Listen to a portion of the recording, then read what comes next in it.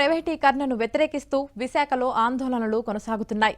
ఇవాళ అఖిల పక్షాల కార్మిక సంఘాల జేఏసీ ఆధ్వర్యంలో నిరసన దీక్షను చేపట్టారు. జీవీఎంసీ గాంధీ విగ్రహం వద్ద జరిగిన నిరసన దీక్షలో అఖిల పక్షాల కార్మిక సంఘాల నేతలు, కార్యకర్తలు పాల్గొని సంఘీభావం ప్రకటించారు. ప్రైవేటీకరణను ఆపాలి, ప్లాంట్ను సెయిల్లో విలీనం చేయాలని జేఏసీ నేతలు డిమాండ్ చేశారు.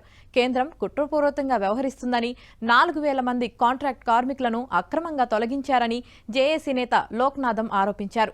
స్టీల్ ప్లాంట్ పరిరక్షణ కోసం కూటమి నేతలు చొరవ చూపాలని కోరారు.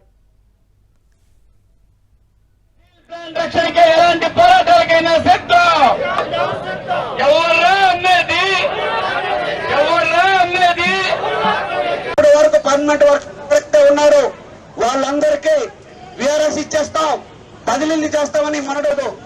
అది ప్రజల సమస్య, ప్రజల సొత్తు.